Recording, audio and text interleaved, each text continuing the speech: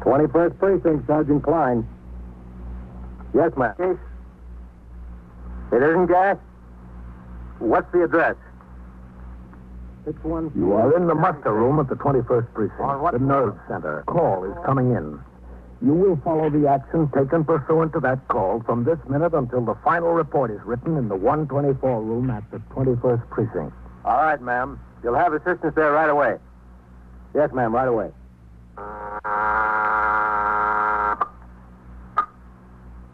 21st Precinct. It's just lines on a map of the city of New York. Most of the 173,000 people wedged into the 9/10 of a square mile between Fifth Avenue and the East River wouldn't know if you asked them that they lived or worked in the 21st. Whether they know it or not, the security of their persons, their homes, and their property is my job. My job and the job of the 160 patrolmen, 11 sergeants, and 4 lieutenants of whom I'm the boss. My name is Kennelly, Frank Kennelly. I'm captain in command of the 21st. What makes a city? Not buildings, not subways, not business. People make a city. From dawn to midnight, from midnight to dawn, the rich and the poor and the good and the bad pour their lives together and stir up the city, as in the 21st.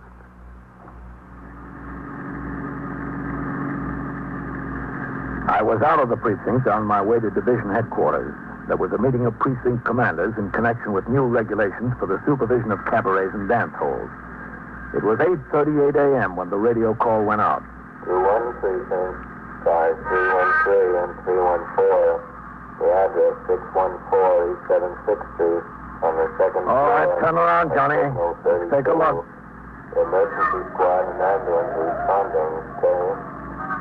When we turned into 76, I could see we had plenty of men on the job. 2 sector cars from the precinct were in front of 614, an old law tenement. So was the sergeant's car.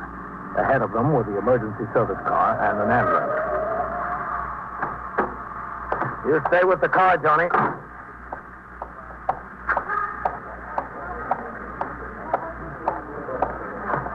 Police officer. Excuse me. Coming through there. Police officer. Oh, what have we got, Coley? A couple of kids, Captain. Gas case? Stay back, folks. There's nothing to see. Nobody's been down since I was posted here, Captain. I haven't heard anything. Thanks. Oh, Coley, stop in and see me after the tour, will you? Yes, sir. Now, stand back there, folks. There's nothing to see. It's all... The house was no better, no worse than 1,000 others like it. No cleaner, no dirtier. Even at that time of the morning, you could smell cabbage cooking. Somebody's always cooking cabbage. It's cheap. At the top of the stairs, a cop was posted in front of the rear flat on the second floor. All the neighbors had been shooed back behind their own doors. In the kitchen, a young woman, her hair in curlers and wearing a faded housecoat, sat in the corner sobbing. In the other room, the ESD men and the ambulance surgeon were laboring desperately with respirator equipment. Sergeant Burns was standing in the doorway between the 2 rooms. What do we got, Sergeant? 2 kids? Yes, sir. Is that the mother? Yeah. They're twins. 2 boys, 9 weeks old. How are they? I don't think it looks good. Let me try for a pulse again here. Yes, sir. That's good. Hold it there. All right. Where's the father? He was a corporal in the Air Force. Killed in the crash in Alaska 7 or 8 months ago. Oh. She said that since she brought the twins home from the hospital, she's been keeping them in a couple of dresser drawers. These. She said she puts the 2 drawers on the table at night right next to each other. Mm-hmm. Each of the twins got wrapped in tight in a blanket in his own drawer. Then she uses this yellow blanket across the top of both the drawers. That's what knocked them out. Blanket on top. What's her name? Lucas. Mrs. Ruth Lucas. Let's talk to her, Sergeant. How's it look, Doc? Not very good, Sergeant. Come on. Mrs. Lucas. This is Captain Kennelly. Oh, my baby. They're dead, I'm afraid. The doctor and the emergency squad are trying to save them. Respirator's still working. Poor little baby. We'd like to find out how this thing happened, Miss Lucas. If you want, I don't care. I was just going out today to buy a trip for them. I cut out an ad from the Mirror last night. At Kimball's, they're having a sale on baby things. I was going down there today. The ad's in my pocketbook in there if you want to see it. No, that's all right. If you don't mind, I think I ought to have my pocketbook anyway. I cashed my checks from the government yesterday. There's $100 in my pocketbook. More than 100. Where is your pocketbook? In there on the dresser. Would you get it, Sergeant? Yes, sir. What do we get? How much do you get from the government, Miss Lucas? Altogether, you mean? Yeah, altogether. From both Social Security and the pension, it comes to about $145. A month? Yes, a month. That's for me and the baby. Mm-hmm. As soon as the checks come, I pay the rent. That's what I did yesterday, the rent and a little bill at the candy store. There's about $100 left. Is this it? Yeah, that's it. Thank you very much. Did you talk to the doctor? Is there any sign? You know. He was busy. Oh. As long as you've got your pocketbook, Miss Lucas, you said you wanted to show me that ad. Oh, yeah. I was going to get Mrs. Gonzalez to come and stay with him this morning while I went downtown. She stays with him when I have to go out. It's very nice for me. She lives upstairs on the 4th floor. This was the ad. It was in the Mirror. Mm-hmm. All your money there? Oh, yeah, I'm sure it is. Well, maybe you ought to look anyway. There's been a lot of people walking through here this morning. Yeah, it's all here. It's a funny time to be worrying about money. I'm sorry. I've always got to worry about money. Weather's been pretty warm out, Miss Lucas. Seems to me you have them wrapped up in a lot of blankets. They've got to be kept warm. They're still so young. There was a blanket for each, the blue ones. I always wrap those around them. And then I always put the yellow one over the top of the drawers, you know. Did you tuck it in under the drawers, the yellow blanket? Yeah, it never touched them. That's why I can't understand how it happened. It never came more than this close to them. It was just to keep away any drafts. And there was at least this much open space over their heads. Only thing I can figure is they're getting so they can kick a little. One of them must have kicked it, you know. You put them to bed last night? Yes. About 6 o'clock, and then about 8, Mrs. Gonzalez came. Stayed with him for a couple of hours. Where were you? I went out with a friend of mine. Where? You know, around we went to movies. We went and had some pizza and a bottle of beer. Girlfriend? No, man. Well, I met after Harry died. What's his name? Why? Oh, I just wanted to know. Oh, Dan Torvald. Where is he now? Work, I guess. He's a mechanic. He works for a taxi company. What taxi company? Ace, something like that. I don't know. Where does he live? Uptown in the Bronx. I don't see what he has to do with it. He had nothing to do with it. He's just a friend of mine, that's all. Could you hand me that box of tissues, please? Yeah, sure. Thanks. I don't get it. I just don't. The babies were all right when I came home. Mrs. Gonzalez takes good care of them. She said she changed them, and she gave them a bottle about 11:30, and they went off to sleep again. I just don't get it. What time did Dan bring you home, Miss Lucas? Oh, I don't know exactly. It was before midnight, I think, a little before midnight. Did he come upstairs with you? Why? Oh, just wanted to know. Sure, he came up. He sat a while after Mrs. Gonzalez left. What'd you talk about? Dan and me, you mean? Yeah. Nothing in particular, just talk, that's all. You got up this morning about 8:30. That's kind of late for the mother of 2 infants to get up, isn't it? I never set the alarm. The babies are my alarm clock. They usually wake up about 6 o'clock or so, and I hear them cry. Poor kids. I don't get it. Sergeant, you're done? Can I see you a minute? For sure, please. Captain? Okay. Excuse me, Miss Lucas. I'll be right back. Well, how's it look? Captain Canelli, Dr. Mastico. Glad to know you. Yeah. Well? They're both dead. They were DOA. There wasn't even any use trying. You have any idea what the cause of death was? I don't know. It wasn't anything external. Probably suffocation. I'm going to pack up. You'll notify the medical examiner, Sergeant? Yeah, sure. I'm sorry. There wasn't anything that could be done. I know, yeah. Excuse me. I've got to pack up. Rough deal, Captain. Yeah. After you call the ME, Sergeant, notify the detectives. Tell them we've got 2 suspicious deaths. Possible homicide.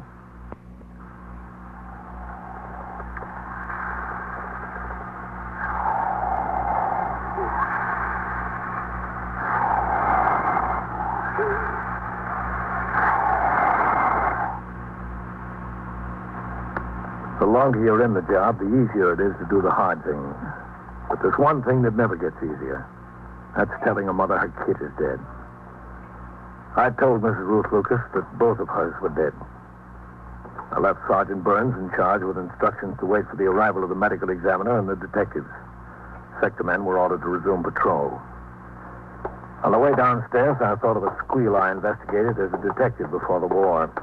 A mother, a girl from a good, hard-working family, couldn't stand her baby crying day and night. She grabbed him by the throat and strangled him. That was messier, but the twins were just as dead. She did. I tell you, she did. All right, lady. You'll get a chance to tell your story. Oh, hello, Captain. Captain? Are you the captain? Yes, that's right. Coley, keep the people moving. Yes, sir. Now, look. Kill those babies? I know it. That's a very serious accusation, ma'am. I'm making it. What's your name? And Mrs. Gonzalez, Mrs. Mary Gonzalez. Are you the woman who stayed with the babies last night? That's right. I stayed with them all the time. I loved those babies. She had no use for them. No use at all. Well, that doesn't mean she killed them, Mrs. Gonzalez. Oh, don't it? She wanted to marry this Dan Corbett, but he didn't want any ready-made family. She told me that herself. When did she tell you that? Well, last night. Before that, even. Look, Mrs. Gonzalez, I'd like you to talk to the detectives who are handling this. Have you got time to come to the station house now? Right now? I'll give you a lift in my car. Oh, I was just going out to the butcher. All right. And the detectives will come around to see you. Oh, I'll go. I'll go now. Okay. Come on. Don't forget to stop in, Coley. Yes, sir. I love those babies. Couldn't have loved them more if they were my own grandchildren. And I got 2 grandchildren in Jersey City. What time did she get home last night? It was after midnight, way after midnight. Miss Lucas said it was before midnight. Oh, thank you. It was after. I came at 8 o'clock and she gave me $1.25 for 5 hours. That goes to show you I love those babies. Station house, Johnny. Wouldn't mind children for that unless I loved them. And I was always bringing them things. Toys and clothes and things like that. She, told me that Dan Talbot came home with her last night, Miss Gonzalez. Yes, I pronounce it Gonzalez. I'm not Spanish, you see. That was my husband's name, my second husband's name. Rest his soul. Did they, say anything in your presence? Well, no. When they came, she just gave me the $1.25 and I went upstairs. But I could smell liquor on her breath. Was she drunk? Well, she'd been drinking. I could see that. And I could see she didn't love them. I loved them. I spent more money on them than she ever paid me. A lot more. She killed them. I know she killed them. She was much sicker than that. The woman continued talking all the way to the station house. She told me everything she knew and everything she suspected. She ran the gamut from fact to rumor to guess. When we got there, I took her upstairs to the office of Lieutenant Matt King, who commanded the 21st Detective Squad. Then I walked down the rickety stairs through the back room. 2 division plainclothesmen had a sharply dressed policy rider there prior to booking. The 124 man was posting the newest teletype alarms. I walked out into the muster room. Sergeant Klein on the boxes waved at me, and I walked over. A couple of messages for you, Captain. Yeah? Call division headquarters. Okay. Mrs. Franklin called. She says she's president of the PS 181 Parent Teachers Association. Oh, yes. Call her back, Sergeant, and tell her the order came through. We're posting a patrolman at that crossing before and after school beginning Monday. Yes, sir. And Father Tenazzi called and asked whether you'd like to speak to the boys' club this Wednesday or next Wednesday. Either date is open. Oh, which did he prefer? He didn't say anything, Captain. All right, I'll phone him. Get me division. Okay, Captain. This is the 21st Precinct. Captain Kennelly to speak to Deputy Chief Inspector Dandridge. Where'd you take it, Captain? In your office? No, I'll take it here. Captain Kennelly. Hello, Chief. Yes, sir. Well, I was on my way. Well, we had what looks like a double homicide. Yes, sir. Yes, sir. Well, I can come now. Oh. All right, Chief. I'll send my clerical man. Yes, sir. Right away. Sergeant, send McCarty up to division to get notes on the meeting of precinct commanders that just broke up. Yes, sir. I'll be in my office. 21st Precinct, Sergeant Klein. Sergeant Burns on the 614 East 76. Brains and the ME showed up. I turned it over to them. I'm going back on the street. Well, give the street my love. What's with you? The chief just chewed out the skipper. Oh, is that all? I'll see you. A precinct commander's job runs from A to Z and back again. During the morning, I approved the plans of the precinct youth patrolmen for neighborhood softball teams. I listened to a delegation from St. Anthony's on their application to close off 80th Street for a block party, and I wrote out my recommendation for departmental recognition of a patrolman. In the meantime, the investigation into the death of the twins continued. The bodies had been removed to Bellevue Morgue for autopsy. Detectives brought the mother to the station house for further interrogation by Lieutenant King. While she was upstairs, another detective brought in Dan Talbot. Lieutenant King preferred that he not see Miss Lucas at the moment, so Talbot was asked to wait in my office. While I signed reports, he sat there waiting for Lieutenant King to come downstairs and talk with him. Yes? Busy, Captain? Oh, Coley, I'll be right out. Yes, sir. You sit here, Dan. How long will it be, do you know? Oh, won't be long. I don't like to miss the time on the job.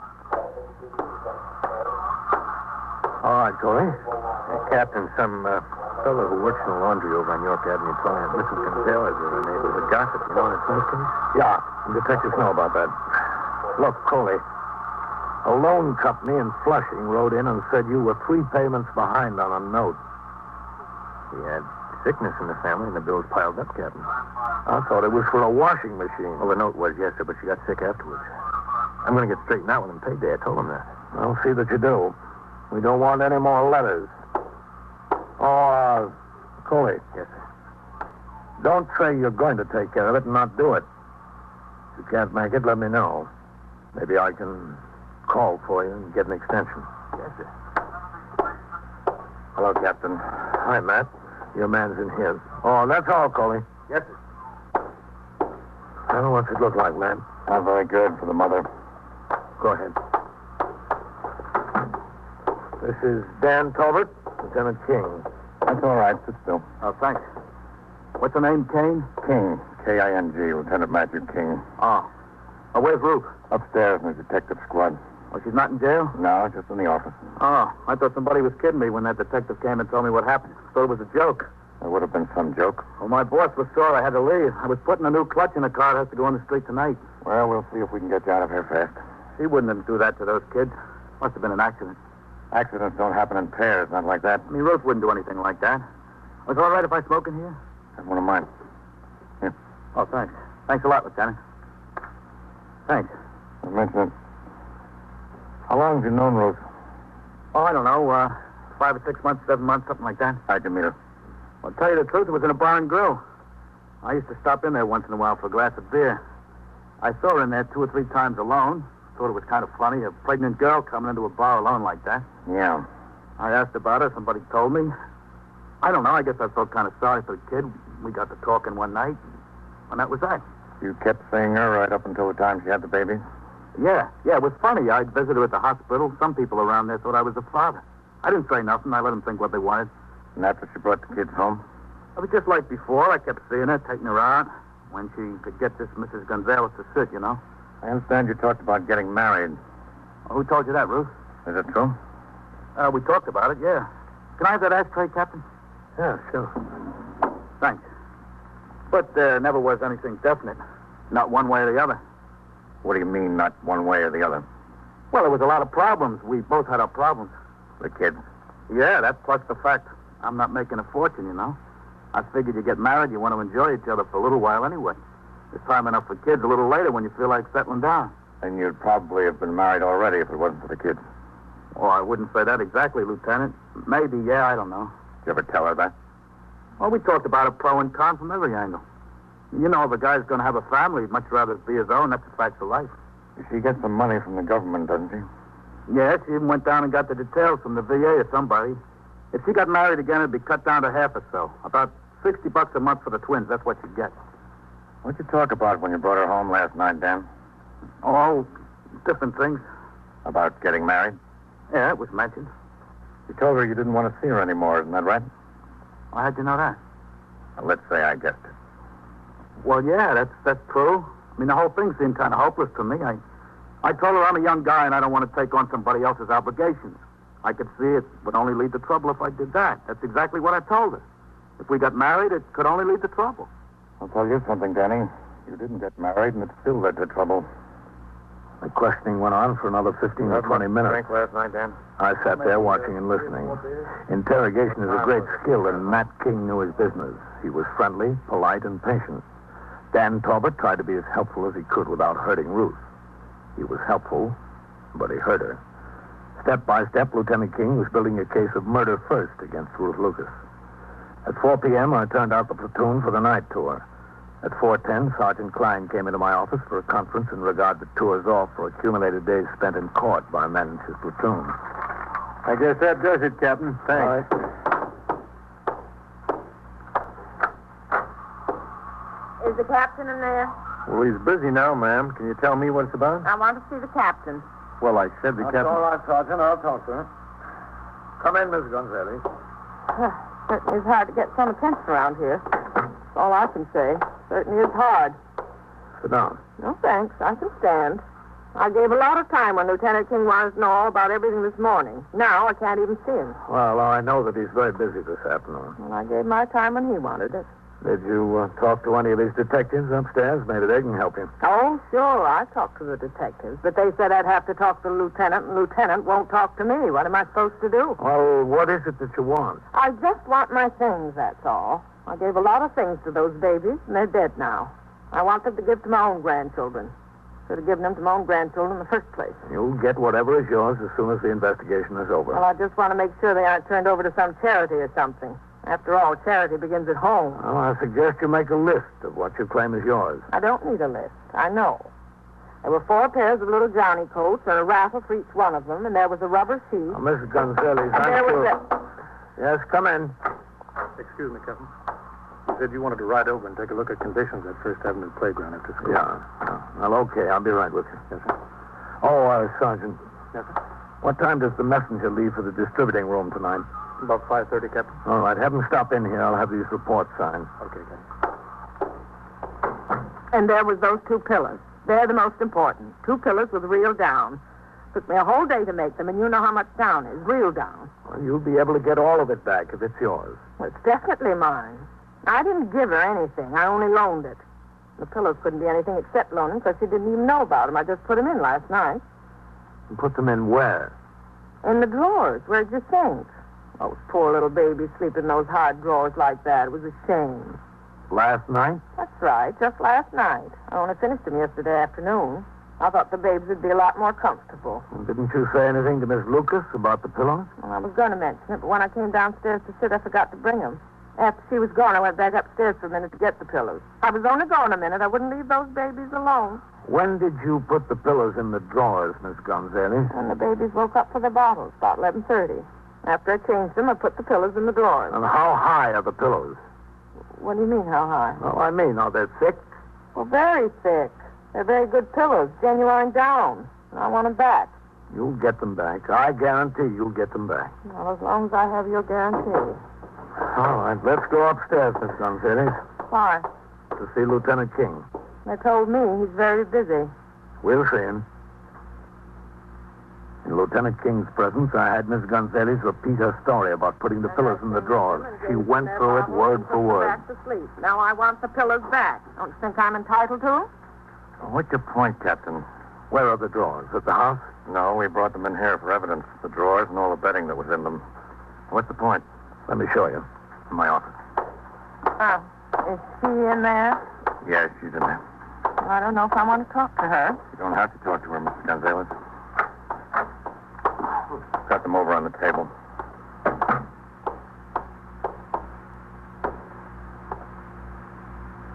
Hello, Mary.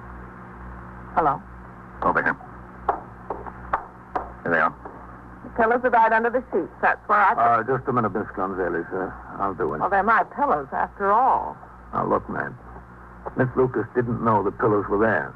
You take them out, and they lower the place where the baby slept about 3 or 4 inches. Yeah. With them down that much lower, there was plenty of room for them to breathe when the yellow blanket was pulled tight over the top. You put them back, and they're up pretty close to the yellow blanket. Close enough to cause trouble. What kind of trouble? Mrs. Lucas, would you come here a minute? I asked what kind of trouble. Look, I'm tired. I'm awfully tired. I know. Mrs. Lucas, did you know these 2 pillows were in the drawers? What 2 pillows? These. No. How'd they get there? I never saw them. I put them there last night. I wanted the babies to be more comfortable. Didn't you see that they were sleeping a little higher than usual? No, I really didn't. You mean that I caused the babies to smother? Me? That's right. You did. Oh, dear God. Dear God. All right. Sit down, Miss Gonzalez. I loved them. I loved them so, Ruth. You know I loved them. I know. I wouldn't do that for anything in the world. Forgive me. Please forgive me. Oh, Mary, I forgive you. It wasn't your fault. Accidents happen.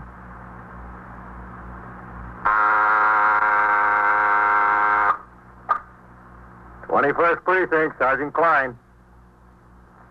Yes, sir? What's the address? 205, 209. Inside? In front of the shoemaker. What's the trouble there? What does the man have? And so it goes, around the clock, through the week, every day, every year. The police precinct in the city of New York is a flesh and blood merry-go-round. Anyone can catch the brass ring, or the brass ring can catch anyone. The incidents portrayed on tonight's 21st Precinct occurred last year. Names were changed to protect the interests of persons involved. 21st Precinct is presented with the official cooperation of the Patrolmen's Benevolent Association, an organization of more than 20,000 members of the Police Department, City of New York. Everett Sloan in the role of Captain Kennelly, Ken Lynch as Lieutenant King. Featured in tonight's cast were Joan Loring and Barbara Weeks,